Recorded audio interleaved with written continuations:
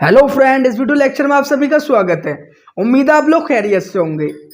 इससे पहले video lecture में हमने बात करी थी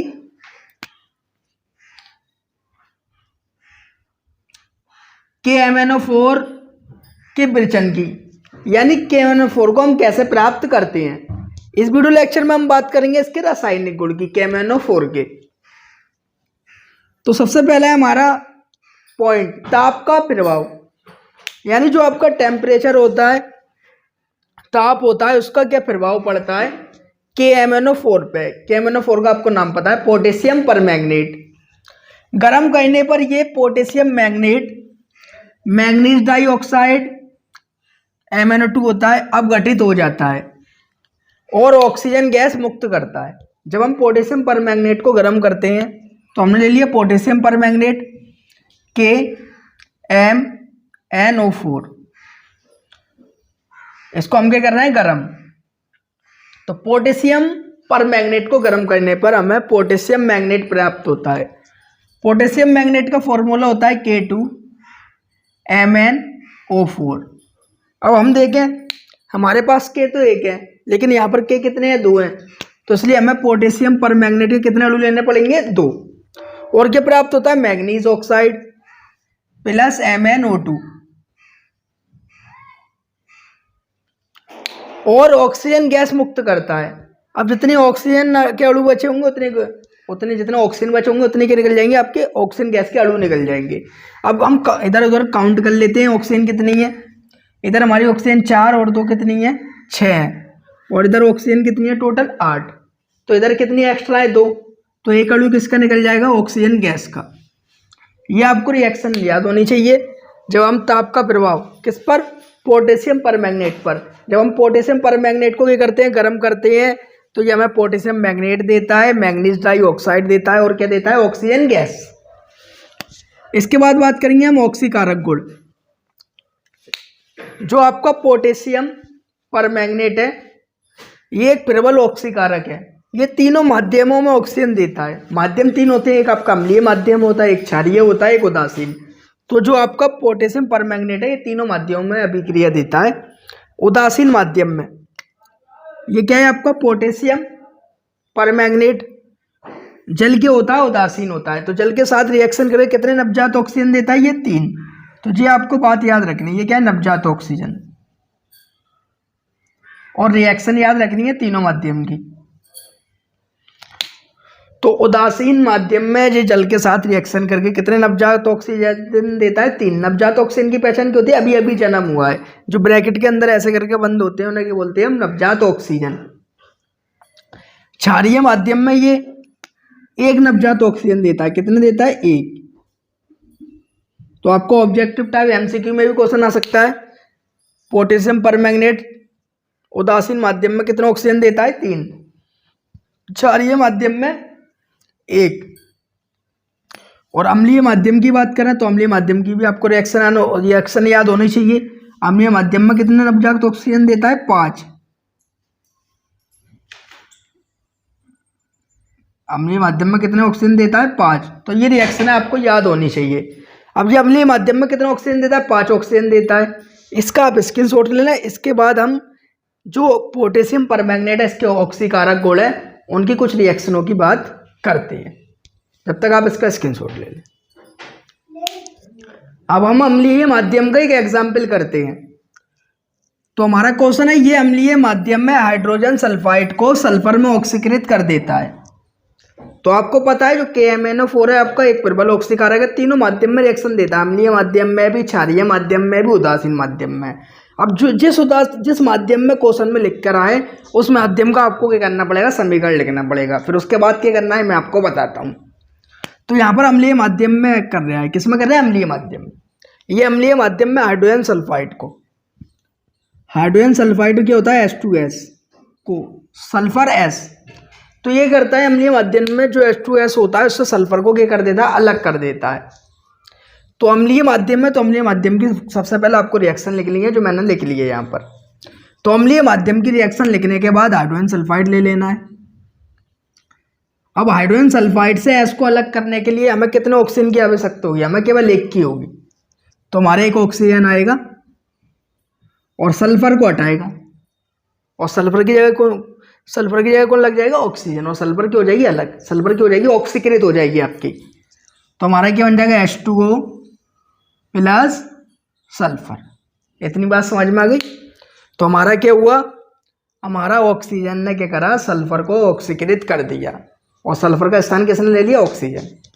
अब ये जो रिएक्शन है इसको हमें करना है बैलेंस।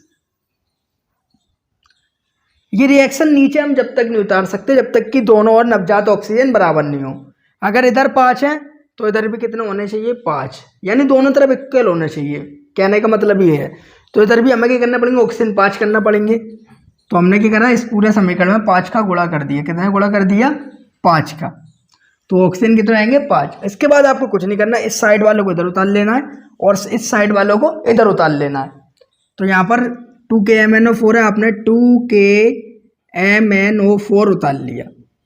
फिर क्या है, प्लस 3H2SO4। इसके बाद इस साइड पे आ गए, 5 का गुणा होगा तो ये क्या होंगे, 5H2S प्लस 5H2S। ऐसे ही 5 का गुणा ऑक्सीजन में भी होगा तो क्या होंगे आपके, प्लस 5 नवजात ऑक्सीजन। फिर एरो लगा दें, एरो के बाद इस वाली साइड के इधर उतार लें, K2SO4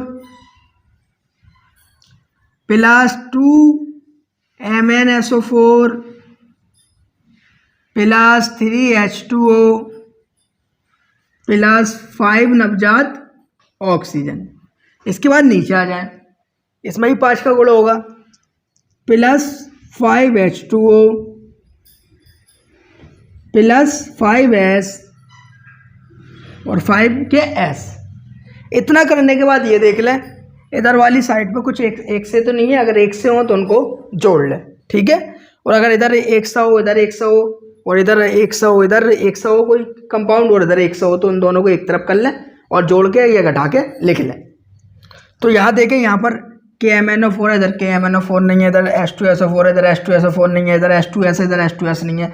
लेकिन यहाँ भी 5 नवजात ऑक्सीजन है, यहाँ भी 5 नवजात ऑक्सीजन है। हम ऑक्सीजन बराबर क्यों करते हैं, इधर जितने होने चाहिए उतने इधर होने चाहिए। अगर जितने नवजात ऑक्सीजन इधर हो उतने ही हमारे इधर होना चाहिए, ये करते हैं हम दोनों साइडों में नवजात ऑक्सीजन इक्वल इसलिए करते हैं, जब हम इस साइड को इधर उतारें, इस साइड के उधर उतारें, तो ये नवजात ऑक्सीजन के हो जाए कैंसिल। तो अगर हम ये प्लस के 5 नवजात ऑक्सीजन इधर उठा के लेंगे, माइनस के हो जाएंगे तो कैंसिल हो जाएंगे। ये 5 नवजात ऑक्सीजन इधर प्लस के अगर इधर को इधर उठा के लेंगे तो क्या हो जाएंगे, माइनस को हो जाएंगे, तो क्या होंगे, कैंसिल हो जाएंगे। तो जो नवजात ऑक्सीजन है वो इक्वल इसलिए करते हैं कि जब हम समीकरण को दोनों साइडों को एक तरफ उतारें तो ये नवजात ऑक्सीजन के हो जाए कैंसिल हो जाए। तो यहाँ भी 5 है, यहाँ भी 5 है, ये नवजात ऑक्सीजन के होंगे कैंसिल। अब आगे चलते हैं, यहाँ पर 3H2O दिख रहा है, यहाँ 5H2O दिख रहा है, एक से दिख रहा है, तो 3 और 5 कितने होंगे, 8, और 8 H2O जोड़ के लिख देंगे। तो नीचे उतार दे रहे हैं, 2KMnO4 plus 3H2SO4 plus 5H2S arrow, K2SO4 plus 2MnSO4 3H2O 5H2O, total कितना हो गए, 8H2O प्लस 5 की आ गई आपकी सल्फर। ये समीकरण की हो गया, बैलेंस हो गया। तो ऐसे आपकी रिएक्शन आती है अम्लीय क्षारीय माध्यम में, ऐसे आपको करना पड़ेगा। अब हम बात करते हैं उपयोग। उपयोग किसके, हमारे पोटेशियम परमैंगनेट के। प्रयोगशाला में अभिकर्मक के रूप में, प्रयोगशाला में अभिकर्मक के रूप में किसका यूज़ किया जाता है, KMnO4 का यूज़ किया जाता है। दूसरा, ये एक प्रबल ऑक्सीकारक होता है, आपको पता है ये क्या है, प्रबल ऑक्सीकारक। अगर कोई रिएक्शन नहीं हो रही है, जहाँ जितने ऑक्सीजन की आपको आवश्यकता हो, जरूरत हो, वो आप इससे ले सकते हैं। पॉइंट नंबर 3, जल को शुद्ध करने में कीटनाशक के रूप में। जल को शुद्ध करने में भी KMnO4 का यूज़ किया जाता है। जल के अंदर जो कीटाणु होते हैं उनको मारने के लिए भी हम KMnO4 का यूज़ करते हैं। पॉइंट नंबर 4, बायर अभिकर्मक के निर्माण में, जो हमारा बायर अभिकर्मक होता है उसको बनाने में भी KMnO4 का यूज़ किया जाता है। अब हम बात करते हैं संरचना की, किसकी, KMnO4।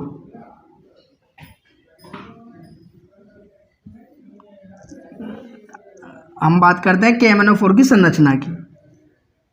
ये हमारा मैंगनीज है, इससे ऑक्सीजन जुड़े होते हैं 3 डबल बॉन्ड से।